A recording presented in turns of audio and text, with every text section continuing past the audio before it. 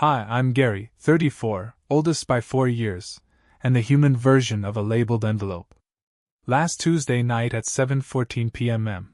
my sister texted me 3 photos and a bill disguised as a dream, a chandeliered ballroom, a white silver gown that looked like it had a personal publicist, and a $700 cake with more tiers than my company's org chart. Caption: Send me $7,200 for Maya's sweet 16 sparkling heart. I stared at my phone over a cooling casserole in a 1-bedroom apartment that smells faintly of starch because I live above a dry cleaner. For the record, I'm an auditor. My superpower is asking boring questions until numbers tell the truth.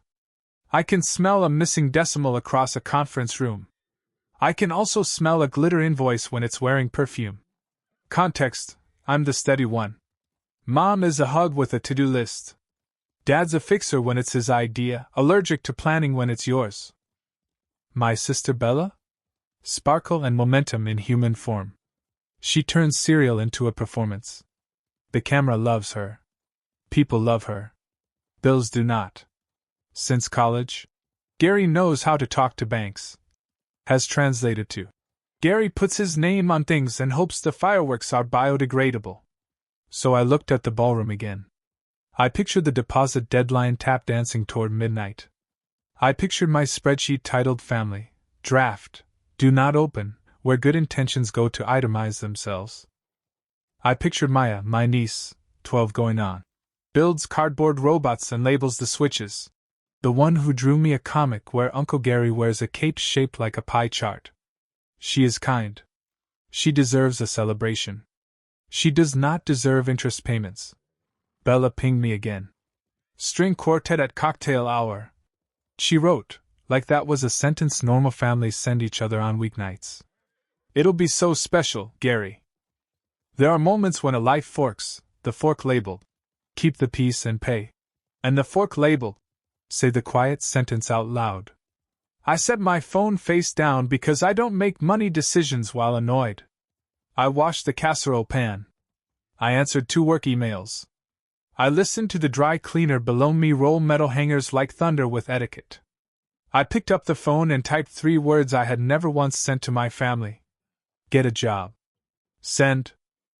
10 silent minutes later, a different name lit my screen: Dad. Not a call. A text shaped like a shove. Pay or get out of this family. Apparently, we were running a subscription service now. I could feel my jaw clench. Hello, dental budget. And I could hear my therapist's voice. What does protecting yourself sound like? So I called him. He answered hot. I answered level. He said I was cruel. I said chandeliers are expensive. He said I don't love Maya. I said I'll fund her future, not your ballroom. He escalated to banishment. I said calmly, Are you sure you want to bill me for membership? Then, the sentence I had been building for a year without knowing it. Cancel everything. He laughed, a sound like a balloon losing air in denial, and hung up. The group chat spun up like a siren. Mom chimed in with, We didn't raise you like this. Bella sent 8 crying emojis, 3 tiaras, and a photo of a floral arch that cost the car payment. I opened a fresh spreadsheet and titled it, in 14-point bold, Family Account, Gary T.O. Parents plus Bella. If love is not a ledger, why has mine been living in accounts payable? I drafted a letter: no co-signing, no loans to cover previous loans, no luxuries disguised as emergencies. Any attempt to open credit in my name will be handled by law. I love you. The answer is no. This isn't revenge. This is closure. At midnight I hit save. At 12:17, I attached the PDF to the family thread. By 7:30 the next morning, my doorbell rang. And that is when the numbers started telling the whole truth. I opened the door and found my mother standing there, fully dressed for confrontation at 7:30 a.m., clutching a printed copy of my spreadsheet like it was evidence in a morality trial. Her lipstick was perfect. Her composure wasn't. Gary, she said, stepping inside without waiting. What is this? She held up the printout. Page 1, 10 years of transactions, Venmo transfers, checks, co-signed loans, the emergencies, that always arrived wearing birthday hats. I'd highlighted totals in pale yellow because even anger should be readable. Documentation, I said. A summary of what I've paid on your behalf and Bella's. And the statement that I'm done. Her mouth opened, closed, and reopened like she was buffering. You made a list? I removed the small things, I said. These are just the ones you promised to repay. She sat down hard in my only armchair. You're keeping score. I poured her coffee anyway, because I'm polite even when audited by my own mother. I'm keeping track, I said. Different verbs. Her eyes filled, weaponized sadness. I can't believe you'd embarrass us like this. Mom, I said quietly, I've spent 10 years paying for the family's idea of love. You've confused generosity with obligation. I'm clarifying the balance sheet. She blinked at the number at the bottom, $41,870, and fainted. I caught her before she hit the floor. Years of catching other people's collapses had trained my reflexes. Feet up, cool cloth, calm voice. 30 seconds later she came to, blinking at me like she just dreamed the betrayal. You planned this? She whispered. Gravity planned it, I said. I just wrote things down. Her phone buzzed on the table. Dad? I could see the name light up like a storm warning. She didn't answer. I did. You broke your mother, he barked before hello. She fainted, I said. She's fine. You think numbers make you right? You think listing every dollar means you're better than us? No, I said. It means I remember what happened. You're a monster, he snapped. We're done. Don't come home. Noted, I said and hung up. Mom sat there pale and shaking, the spreadsheet folded into a perfect square. You made family into math, she said softly. No, I said. You did. I'm just showing my work. She stood, smoothed her blouse, and walked to the door. You're not the son I thought you were. I am, I said. You just preferred me broke. When the door closed, the apartment filled with a silence so heavy it felt like a verdict. I sat at the table, coffee gone cold, and stared at the note I'd written on a sticky pad the week before. Boundaries aren't betrayal. I believed it. Mostly. Then my phone buzzed again. Bella. Are you happy now? Maya's crying. You broke Mom. Hope you feel big. My thumbs hovered. I remembered my therapist's rule, say what you're doing, not what they're doing. So I wrote. I won't pay for the party. I'll contribute $500 to a college fund if you open one by Friday. Send. Silence for 3 minutes. Then, keep your blood money. And 5 minutes later. Wait, what's a 529? I sent the link. She left me on read. At 9:05 a.m., my boss called. You good? You're usually logged in early. I had a family audit, I said. He chuckled awkwardly. Take the day off. I didn't. Work is where numbers behave. By lunch, my aunt called to choose sides gently. Your mother is devastated, Gary. That party means a lot. She can have a nice party, I said. She just can't send me the invoice. You know, she said, disappointed. You sound like a banker. I'm an auditor, I said. I count because no one else will. That afternoon, my credit monitoring app pinged. New hard inquiry, retail store card. I called the number immediately. We have an application under your name, the rep said. Co-applicant Bella. Close it, I said, and flagged my file. I sent the confirmation screenshot to the family group chat with one line. Do not attempt to open credit in my name. Any future attempt will involve the police. Dad replied instantly. Stop threatening us. I typed, then deleted, stop stealing from me. Instead I wrote.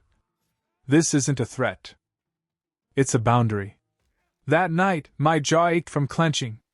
My therapist squeezed me into a 3 p.m. video slot. What does your body feel like? She asked. Electric, I said. And hollow. What's your rule today? I don't make decisions to fix their feelings.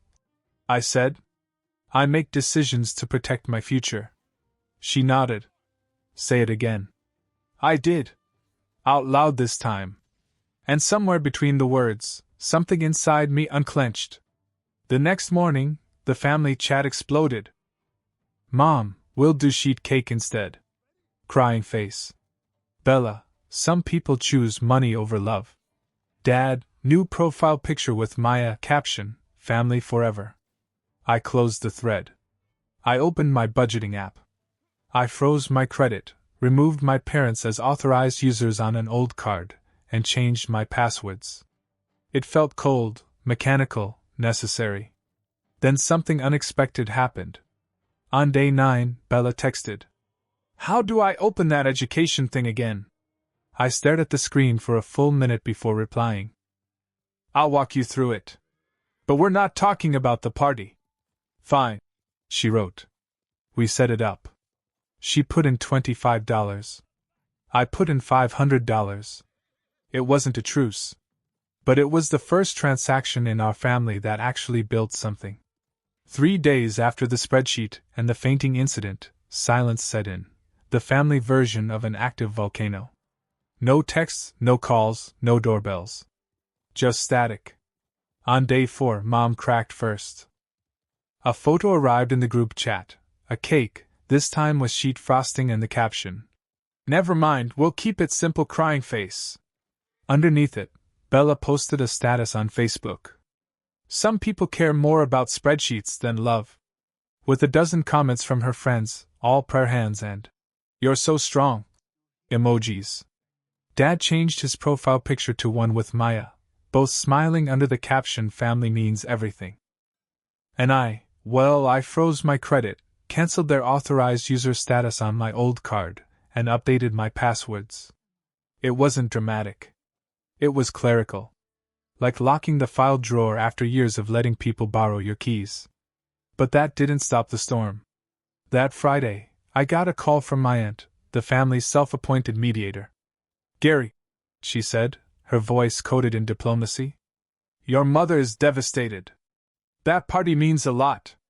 She can have a party, I said. She just can't invoice me for it. Family helps family, she pressed. I've been helping for 10 years, I said. Now I'm helping myself. She exhaled the sound of disappointment.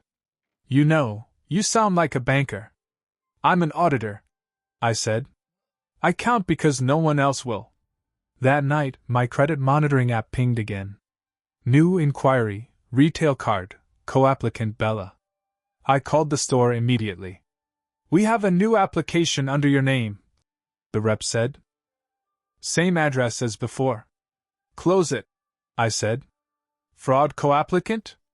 Yes. Family fraud. I sent the confirmation screenshot to the family thread with one line. Do not attempt to open credit in my name again. Any future attempts will involve police. Dad responded in seconds. Stop threatening us. I typed, then deleted, stop stealing from me. Instead I wrote, this isn't a threat. It's a boundary. The next morning, my therapist squeezed me into a video session. What does your body feel like? She asked. Like it's buzzing, I said. Like I swallowed an electric fence. What's your rule today? I don't make decisions to fix their feelings, I said. I make decisions to protect my future. Say it again, she said. I did. And something in my chest unclenched, like an over-tightened knot, realizing it didn't have to hold everything together anymore. 9 days later, Bella texted again. How do I open that education thing? I stared at the screen for a full minute before replying. I'll walk you through it. But we're not talking about the party. She wrote back, fine. We set it up together. She put in $25. I put in $500.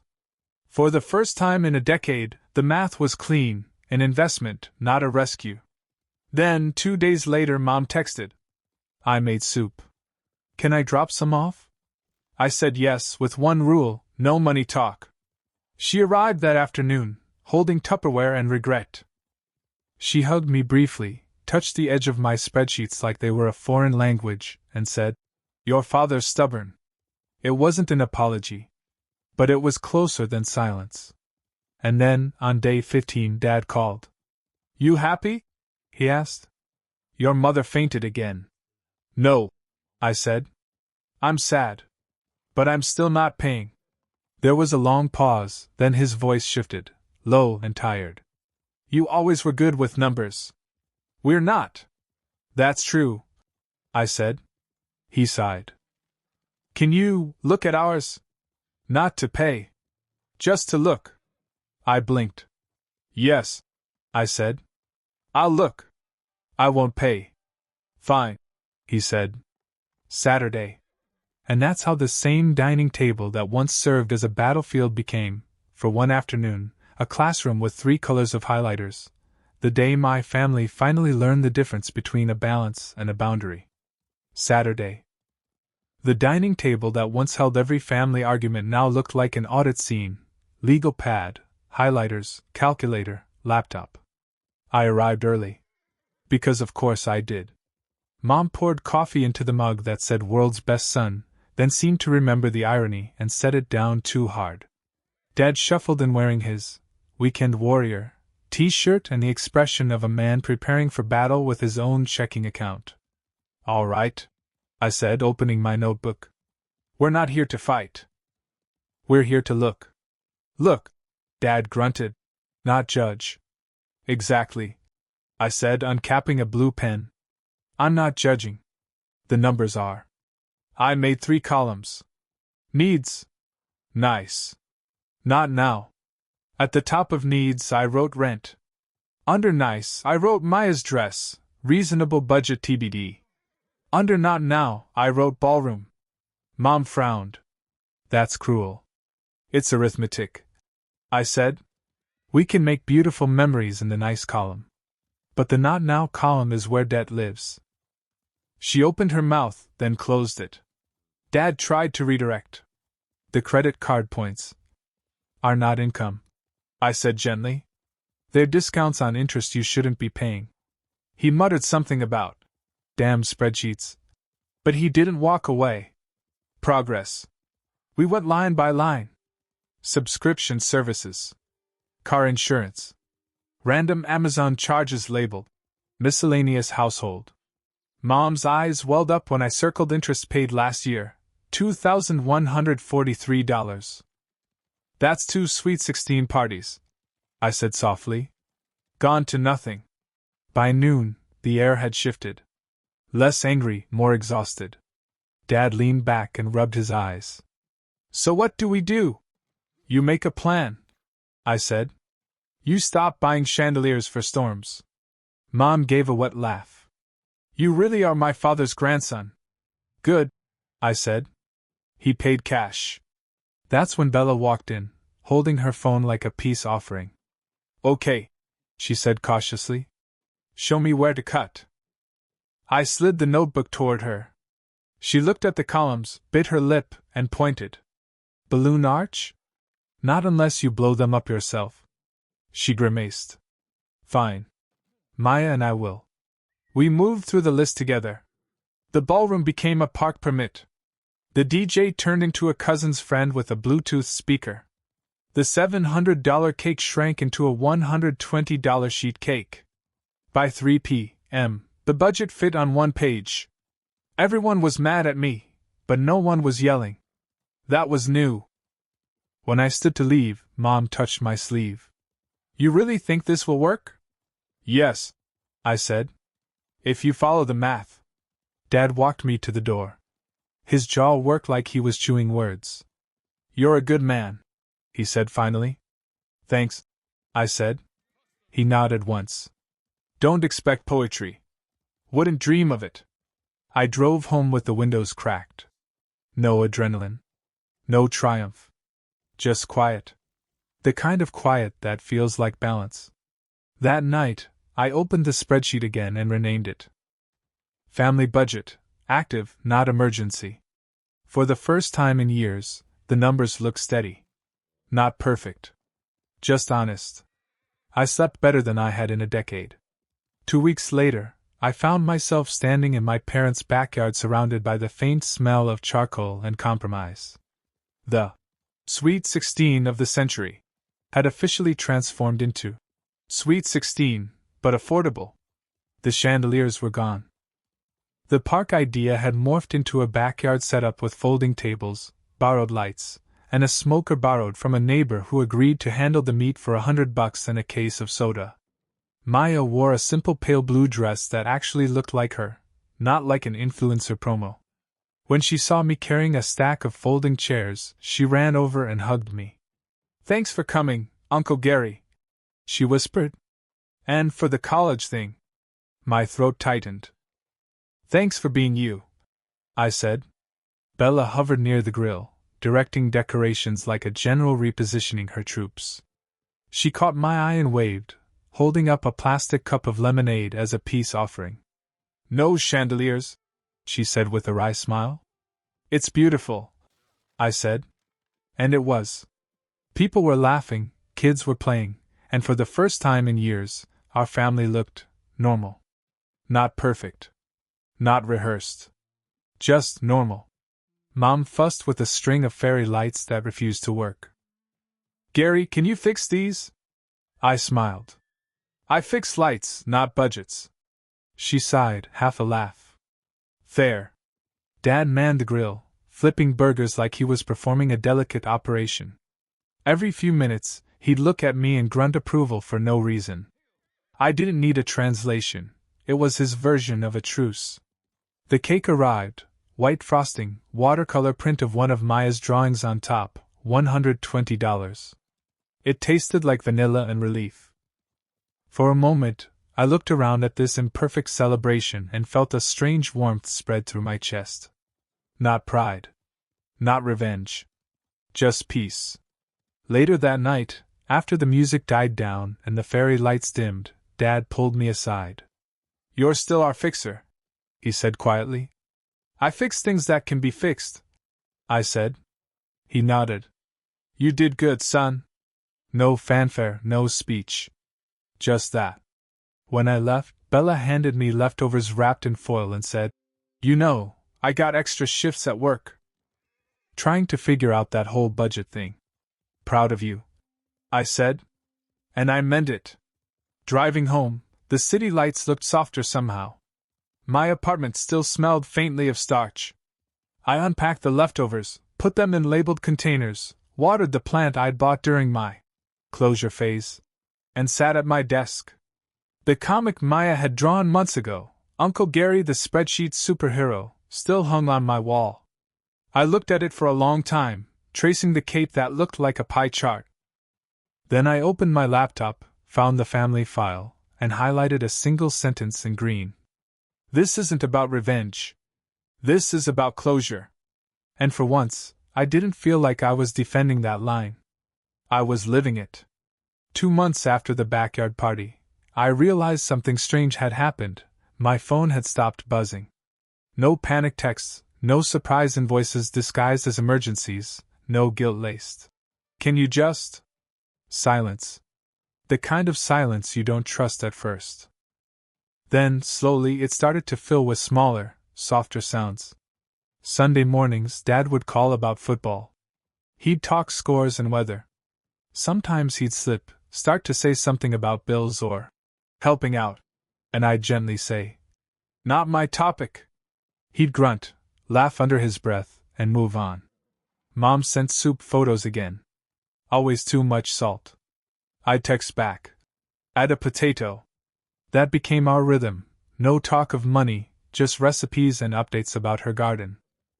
Once, she even said, "You were right about the lights." That's about as close to "I'm sorry" as my family's gene pool gets. Bella started texting sporadically. Little things. "Got extra shifts this week." "Maya got an A in chemistry." "We're opening a savings account together." Every time, I'd respond with something simple.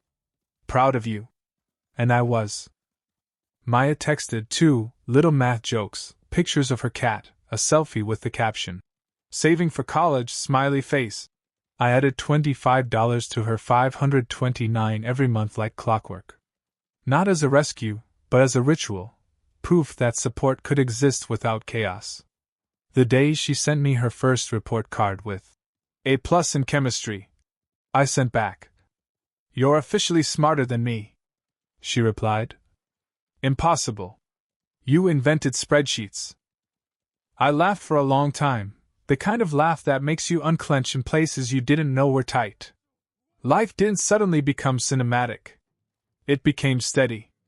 And steady, I learned, is underrated. I started running 3 mornings a week. Bought another plant. Didn't kill either. My apartment stayed quiet, starch-scented and simple. My bills were predictable, my inbox calm. The family group chat still existed, but it changed shape. No send money texts. No threats. No fainting spells. Just occasional memes, recipes, and pictures of Maya at her part-time job, wearing a paper hat and the kind of grin that belongs to someone learning her own math. The old panic that used to live in my chest when I saw Mom calling finally moved out. It left a little scar, sure. But scars are just healed accountability. I still keep the printed spreadsheet in my desk drawer, not as evidence, but as a reminder. At the bottom, under that cold, hard total, $41,870, I've written in pen. Closure isn't a door slam. It's a lock you finally learn to use. So now when people ask what changed between me and my family, I tell them the truth. Nothing exploded. Nothing miraculous. I just stopped buying my way into belonging.